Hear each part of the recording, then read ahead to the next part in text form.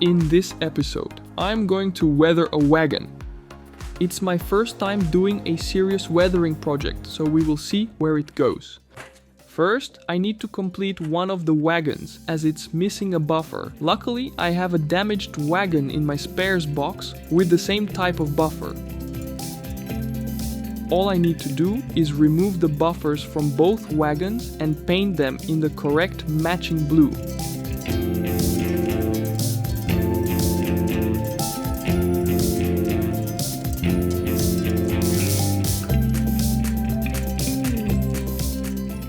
Now the actual weathering can begin.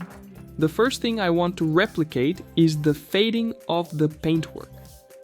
These wagons are often faded to a lighter blue with almost a whitish hue showing through.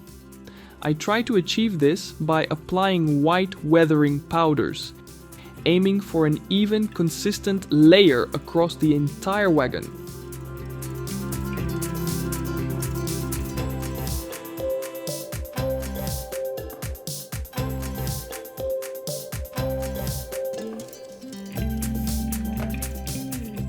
To get into all those tight spots, I'll need to remove a few components temporarily.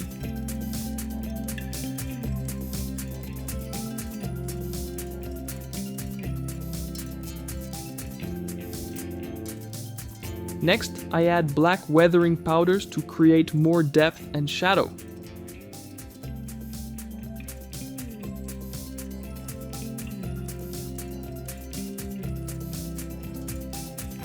The entire wagon is then sealed with a coat of clear matte varnish. This helps blend and soften the weathering powders, making the overall effect look more natural. A fun part of the process is creating rust patches and chips on the roof. This can be done very convincingly with a small piece of sponge. Lightly dab the spong, using only a tiny amount of paint, onto the surface.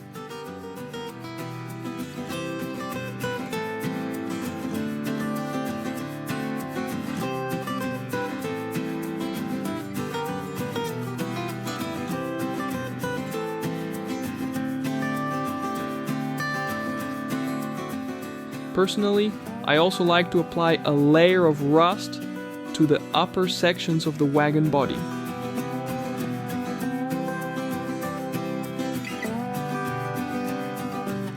The underside of these wagons is usually quite dirty.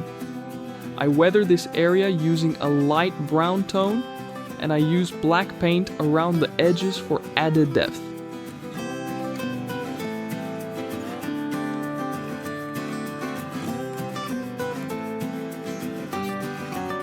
The chassis and running gear undergo the same weathering treatment.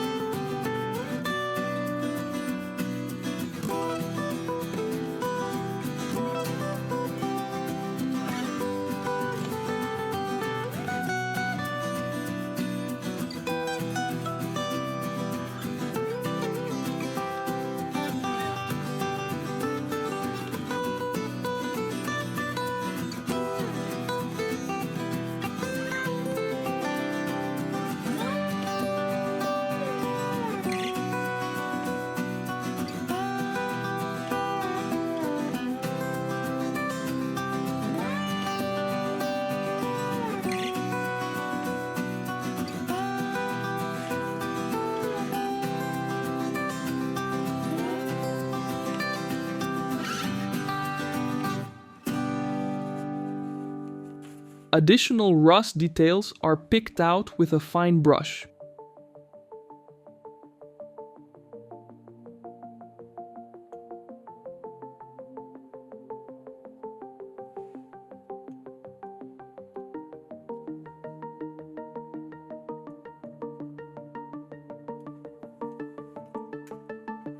Once that's done, I can reinstall the parts I removed earlier.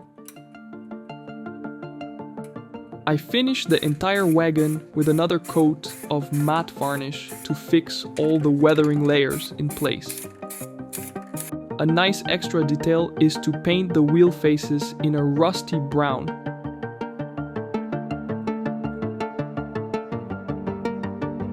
Once everything is dry, the wheels are reattached to the wagon.